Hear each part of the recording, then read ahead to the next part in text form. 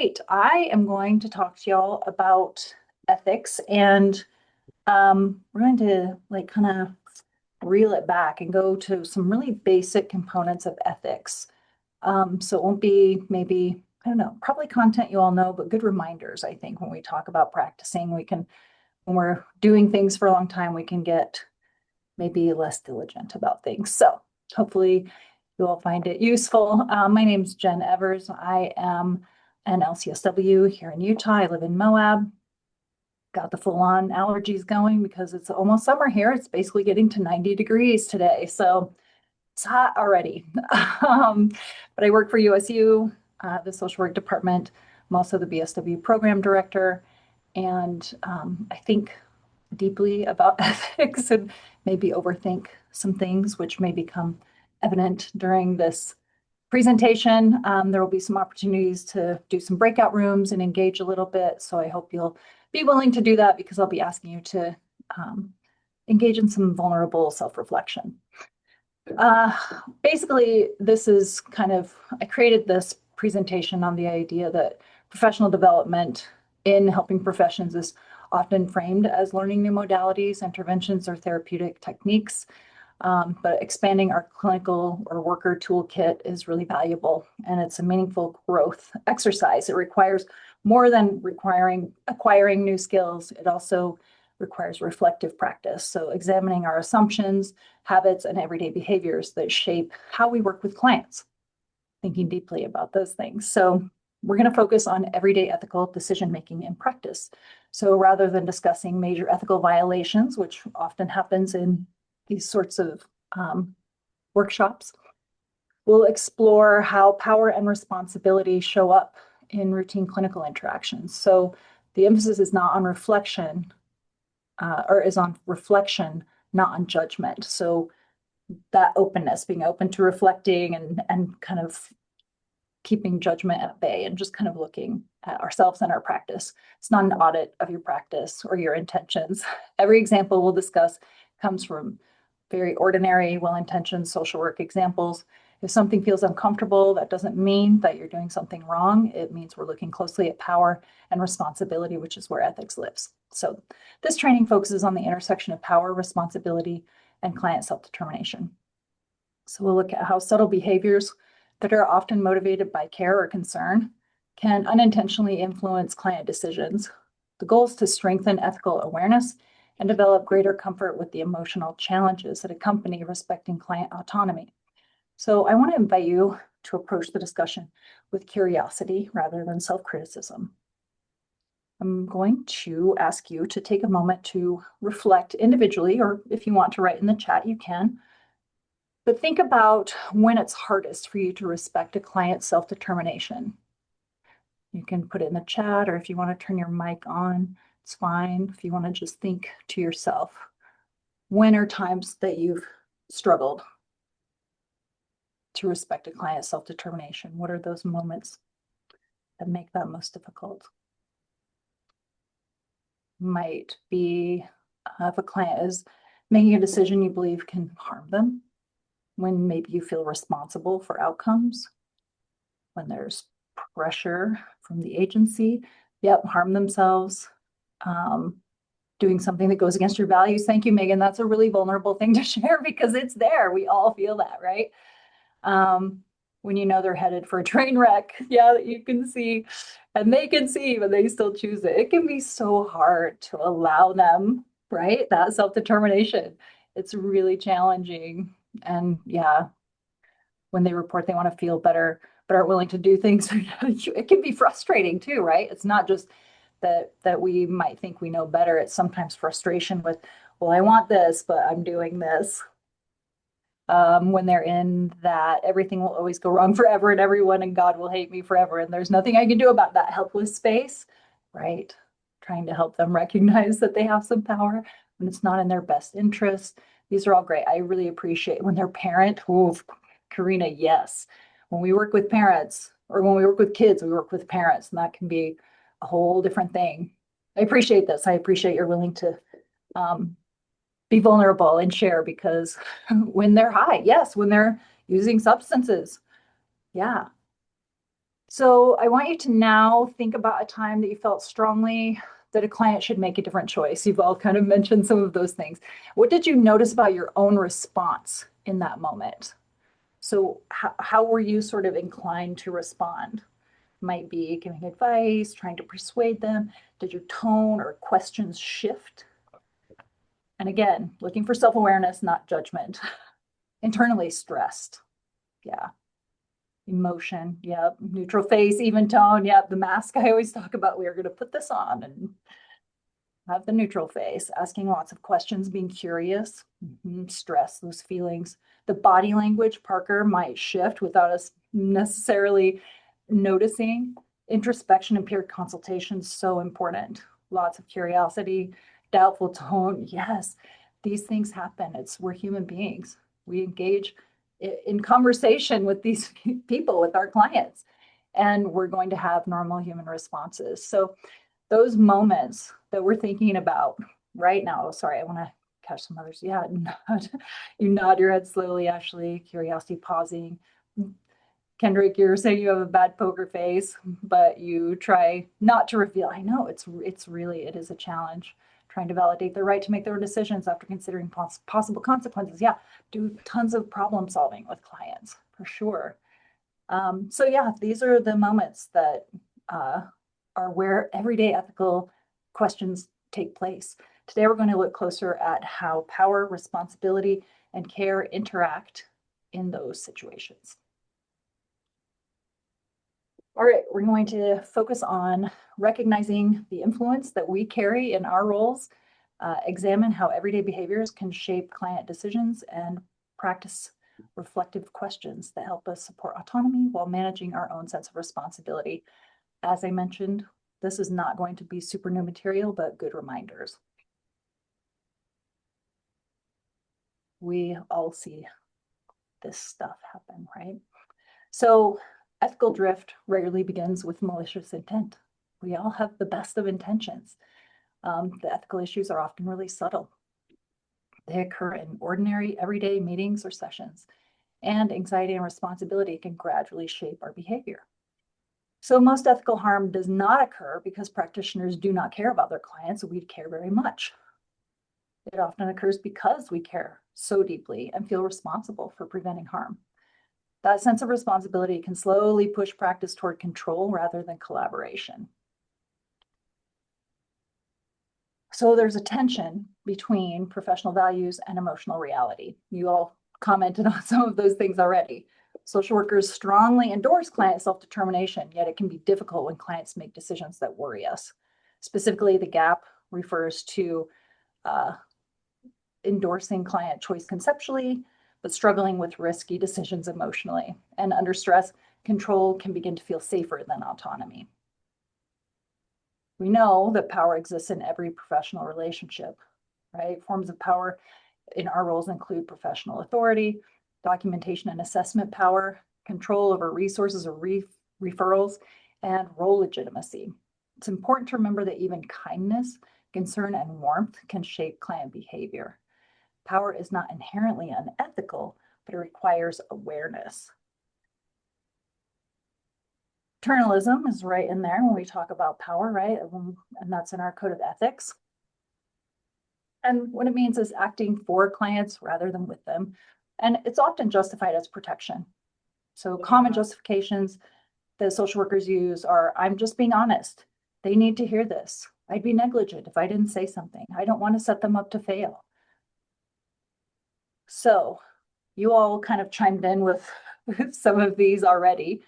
But which of these do you hear in practice or in your own thinking? You can turn on your mic or put in the chat, either way. For justifications to engage in paternalistic behavior. Liability, it's scary. So much of what we do is, we always have to have that in mind. Of course, we're worried about our client, but we're also worried about that. We have to juggle those things.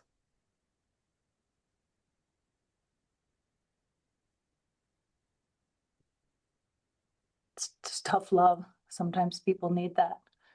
Yeah. And hopefully as we talk more, we will get into some of those nuances. Protection, yeah. So I want to clarify the difference between protecting safety and controlling decisions. So we know protecting safety involves intervening when there's a clear ethical, legal, or imminent risk of harm.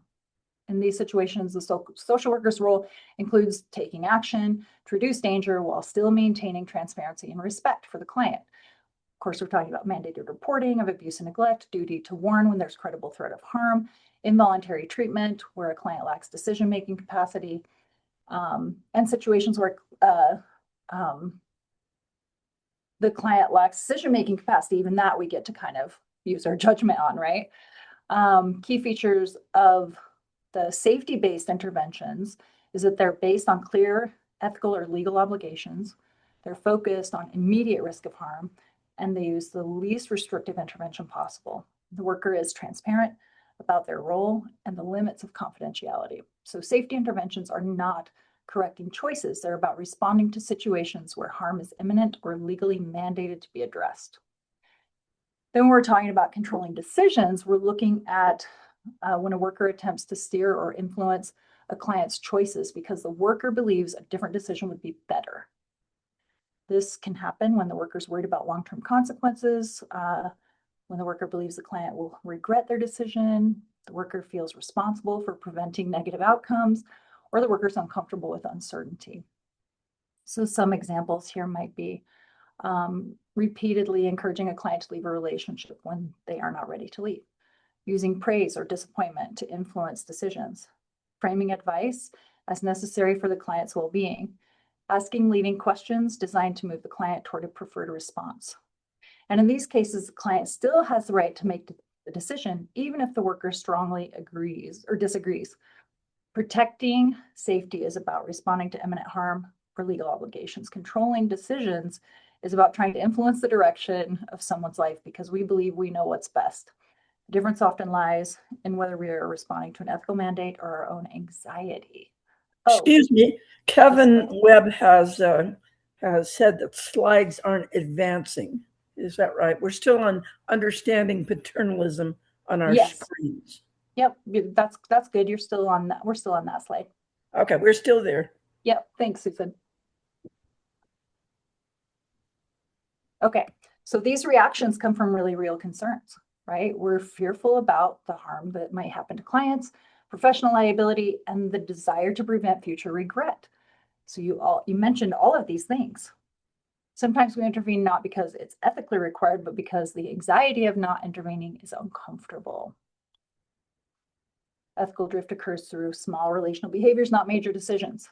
So we might give praise for good decisions. We might give advice or ask leading questions or engage in value-based self-disclosure. These behaviors can feel supportive, but can subtly direct client choices. So I'm going to talk about each of these in more detail. Praise often seems harmless. This is the one that I think students ask me about the most when we talk about practice skills, but it can influence decision-making.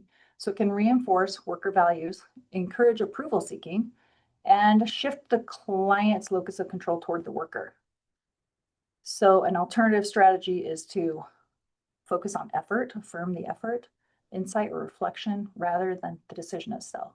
So an example of this would be instead of saying, "I'm really glad you decided to leave," you might say, "It sounds like you put a lot of thought into that decision." We want to affirm effort rather than choices. Advice. This often serves as a psychological function for the worker by reducing our anxiety. It transfers responsibility and can create dependency. So a question to consider is who benefits most from this advice? And really, if we're going to subscribe to the belief that each client is unique, we must accept that our advice may not be relevant or useful to anyone else. Okay, self-disclosure. This one is tricky. It's not always inappropriate, but it carries influence. So possible impacts of self-disclosure include communicating worker values, narrowing perceived choices, and increasing relational influence, which we always want to kind of mitigate as much as possible. So when you're thinking about self-disclosure, you might ask yourself, what is my motivation for sharing this? What might it signal to the client? And consider if there are lower risk ways to support reflection. We need to evaluate our intent and impact. So I personally tend to avoid self-disclosure. There are other ways we can communicate what we're attempting to convey, or ways of achieving what we're hoping to through our self-disclosure that carry less risk. Sometimes self-disclosure is easier. That doesn't mean that it's appropriate. So my personal ethical anchor. Since I just said I don't self-disclose, I'm going to self-disclose in a room of professionals. I don't take the credit and I don't take the blame. Clients own their decisions as well as the outcomes of their decisions. They reap the rewards or suffer the consequences. We don't. As workers, we own the process of support and reflection. Outcomes don't determine whether practice was ethical, right? This perspective helps prevent over-responsibility and control for me, and it helps me stay in my lane. When workers take responsibility for client outcomes, these are the risks. We have emotional burnout, boundary violations, paternalistic decision-making, and practice that's driven by fear. And overfunctioning can increase ethical risk, not reduce it. And we all know that client autonomy is not absolute. We discussed this a little bit a few slides ago. There are situations with limits: mandated reporting, duty to warn, involuntary treatment, and capacity concerns. However, we want to be sure that those limits are transparent, justified, and minimal. We're always considering least restrictive intervention. Okay, so here's a little vignette. A client in their mid-30s continues to return to a relationship involving emotional abuse. They acknowledge the harm and state that they're not ready to leave. The social worker feels frustrated, worried about safety, and concerned about being seen as ineffective. So, what are your initial emotional reactions?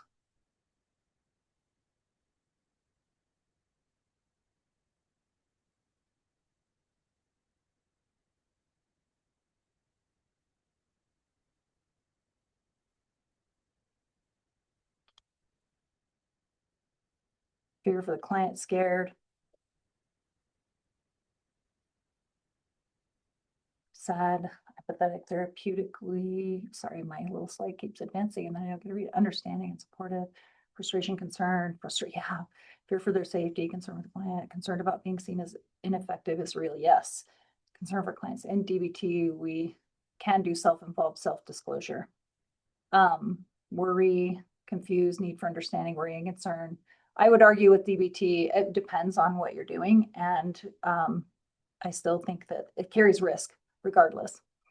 You're sending a message, you're speaking about yourself. Disappointment, worry, concern for safety, they will learn something, each time they go back for another round with that person. Hypervigilance, concern, worried, but need to provide support. Yeah, checking for transference, counter-transference. Yeah, those are all, oh, Andrea, I could have educated them better on their risk. So yeah, lots of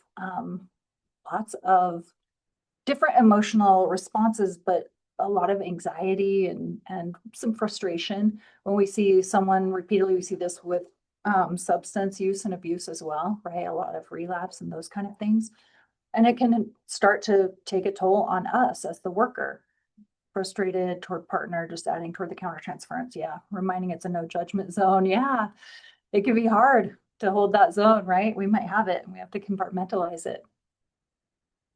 So I kind of want to break into small groups for this, unless, so you can discuss like where the control is tempting in that situation, what worker behaviors could undermine client autonomy, and what is the ethical role of the practitioner. So I'm going to put you in breakout rooms.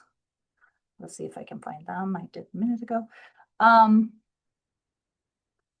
For just about 5 minutes. So where is control tempting? What behaviors undermine autonomy?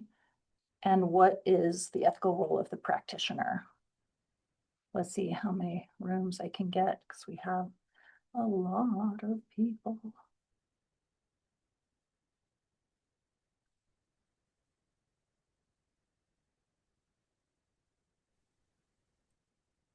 Okay. All right, so there we go. They'll be kind of small discussions, then we'll come back and talk about this.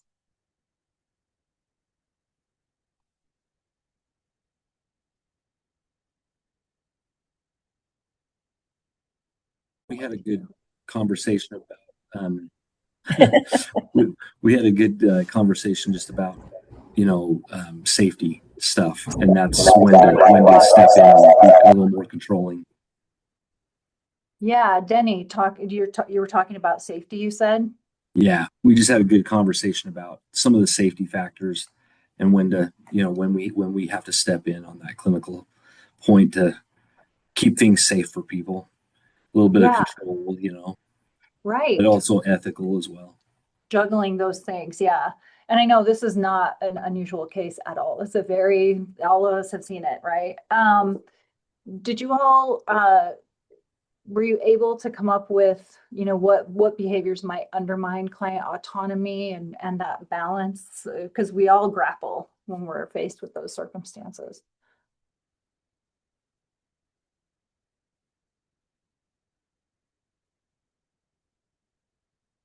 I can share. Sure. We talked a little bit how we're connecting with people and as humans, and so it's very natural for us to like feel things with them and understand their perspective, and so it almost feels like it's not organic to hold like this very neutral, not leaning one way or the other space for them, but how that leads to kind of that intrinsic insight that they need to own their decisions.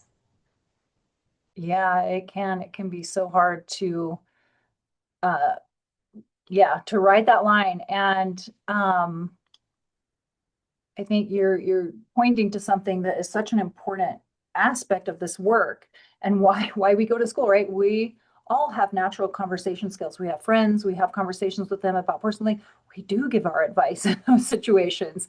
And then learning, well, this is the professional role, and we don't engage in those same exact ways, and that we do have a different role in those relationships. And it can be difficult to kind of, yeah, maintain that and stay in our lane. It is, I think, students often grapple with the idea of authenticity and the professional boundary. Yeah, and how do we find that line? How can we be authentic and still appropriate? Yeah. Yeah, and I have found, and I shared this in group, that right after we get out of training, oftentimes the way that we work with clients is rather unnatural because we have been taught, do this, don't do this, do this, don't do this. And we can't be authentic. We're trying to learn a new role. But with time, somebody asks you directly, what do you think? Yeah, you might respond like it says in the book. Well, why is it important to you what I Right. but Yeah. but we learn that we need to be authentic, but we also need to help them to learn how to think outside the box and learn more broadly and maybe share a variety of perspectives with them. Yes, absolutely. We want to be able to pull in different perspectives, just not only ours, right? We want to say, oh, I wonder what, like one way I frame that often is, especially if someone's complaining about a partner, I would say, I wonder what they would say about this situation. And it makes them, and then they think, right? Or I wonder what your friends would say about this, or, just kind of pulling in other things or just, I wonder this. I often, this is my loophole for self-disclosure. I often say, I have a friend who, or, oh, I know someone who did this. And, and then it's not so much rejection of me or my ideas, right? Because I have that powerful relationship with the client.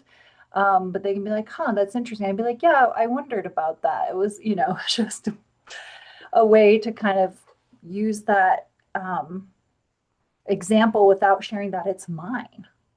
Yeah. That can be a good idea, but don't write a book afterwards. No, right? Then they know it's you. They go, it was you all along. I mean, writing a book is a tricky business in this profession, right? It's all self-disclosure.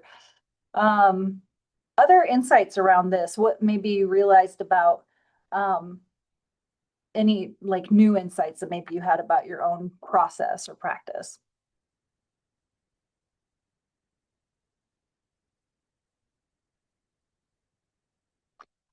I think something everyone's hitting on is that restraint is part of active ethical work, right? We have to really think so deeply about everything. Okay. So these are some questions that you could ask in this situation, right? What feels most important to you right now? What trade-offs do you see in this situation? What would you like my role to be here? So these return ownership to the client, they reduce worker overfunctioning. If the client tells you they want you to tell them what to do, that doesn't necessarily make it ethical. What are some ways that you could respond if a client tells you that that is what they want from you? And by saying, what would you do? That's almost, right, a way of saying, tell me what to do. What are some, whether you've done it or you have an idea of, because this is tough. Well, one thing that I think is helpful is early on in a relationship, clarifying roles. Yeah, I think that's real important. And it's not that we're never going to make any suggestions, but we want them to understand our roles, help them to explore their options and to make decisions that they can feel good about. right. That they're ultimately the decider. We're there to kind of problem It's solve. their and lives, work. yeah. Yeah. Yeah. My role is not to tell you what to do, but to walk through the process with you. Right. That they're competent and capable of making these decisions, make it about the process. Right. Maybe help empower them in knowing that they're the expert in their own lives. That's exactly all, because we don't know the context. It's like telling someone a dream. You can't get it all, right? When you tell it, we only get part of the context of clients' lives. Yes, Emma, what advice would you give a friend in a similar situation? Yeah, getting them outside of themselves and looking at from a different perspective at the situation. Yeah, nice. All right. We all know emotional regulation is part of ethical practice. I know I have heard some things that are truly shocking that haunt me to this day, right? I can't show that. Who said right in the beginning, like kind of putting that mask on, putting that face on, that neutral affect. Ethical work often feels unresolved. It's kind of unsatisfying in that way.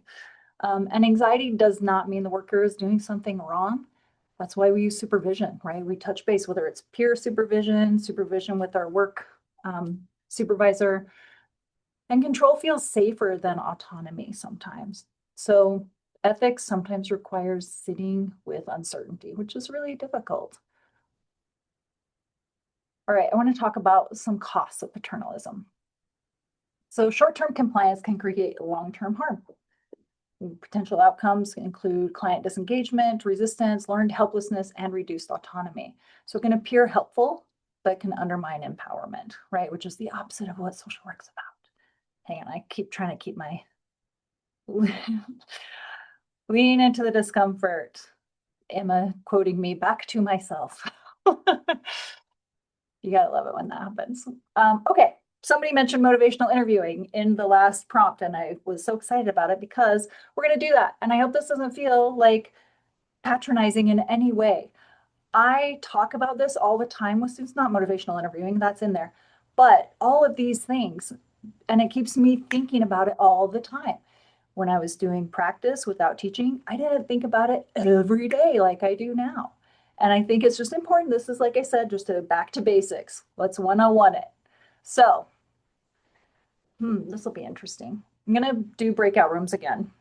So if you want to take a picture of the slide, you can get ready to do that. So I'm going to put you in groups and we're going to do 2 different stages, okay? So this will be the first stage. One person in the group, it's not going to be partners because it's too weird with the breakout rooms to do that. One person is going to play the client and they're going to identify a behavior habit they would like to change or that they might be struggling with. This can be fabricated. Feel free to not get into your own stuff here today. Some examples: going to the gym, saving money. Let's say keep it superficial, right? Let's keep it like nothing too personal. Okay, then one person in the group will play the worker. And once the client discloses what they'd like to change, the other partner who is playing the worker should tell the client why they need to change, give them benefits of why they should change, tell them how to change. Very directive approach. Okay, we're rolling back into the room. What did we What did we think? How did the person playing the client feel with this approach?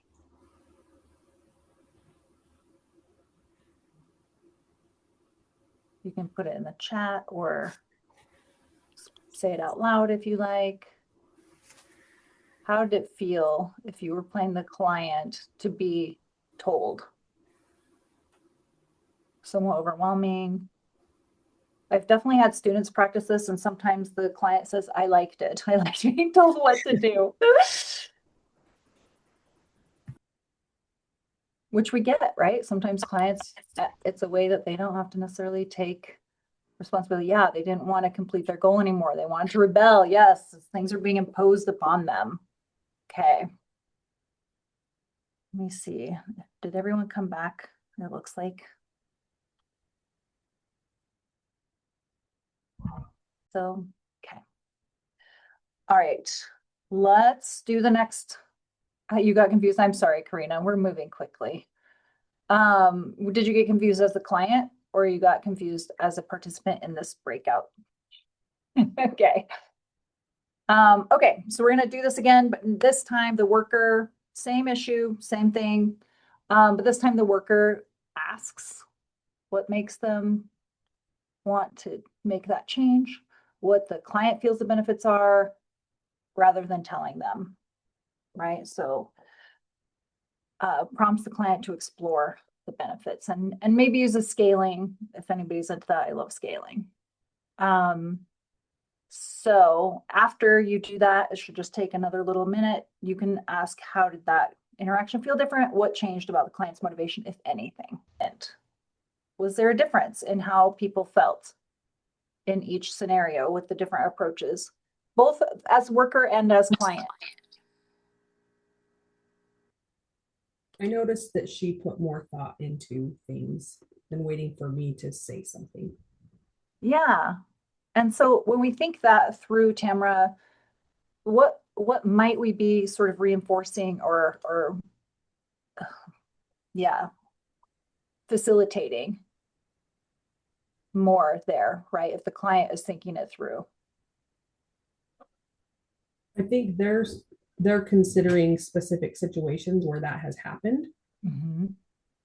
And then being able to problem solve through specific things where we don't live with them in their Right. mind. We don't know their experiences. So they're going to have to be able to make those connections in real time rather than us telling them what they are. Exactly. It's teaching them that skill of thinking it through, thinking about all these things. I'm so sorry, Kendrick. Yeah, we jumped ahead because we only have 2 minutes left. I'm trying really hard to end on time. So yes, it almost made you not want to do it. Yeah, the second time made you want to do it today, Alicia. So I know that you all probably have experience with this or have done something like this before. You're aware. Again, this is not new stuff, just reminding. Quickly, when we talk about supervision and consultation and reflection, we want to consider whether or not we're acting out of fear. Whose discomfort are we managing? Who owns the outcome? And would I feel comfortable documenting this interaction? So this can recenter that ethical awareness. So key takeaways. We talked about, I'm going to pull some things together from the threads because a lot of what we talked about lives in those small everyday moments, not big, obvious decisions. So we talked about awareness of power, which is present in every helping relationship. Ethical practice begins with recognizing how our role, authority, and concern can shape client decisions. Even when we're being kind, supportive, or careful, our words, tone, and reactions really carry weight with clients. Respect for self-determination. Supporting autonomy does not mean that we agree with every decision our clients make. I know very often that is not the case for me. It means we respect the client's right to make those decisions about their own lives. It's one thing to support autonomy in theory. It's much harder when a client is making a decision that worries us. Tolerance of uncertainty. Some of the hardest ethical moments happen when we feel worried or responsible for outcomes. So ethical practice requires tolerance of that discomfort, and it's often the most difficult in practice. Feeling anxious, worried, or responsible doesn't necessarily mean we need to act. Sometimes ethical practice is tolerating it without moving into control. Finally, this work requires ongoing reflection.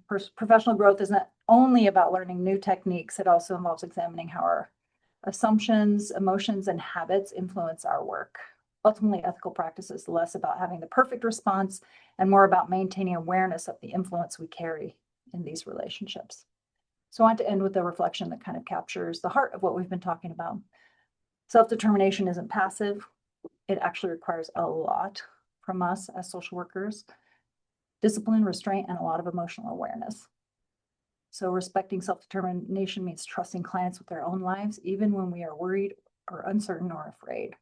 It doesn't mean we stop caring. It doesn't mean we ignore risk. It means we start paying attention to when our fear or sense of responsibility begins to steer the work.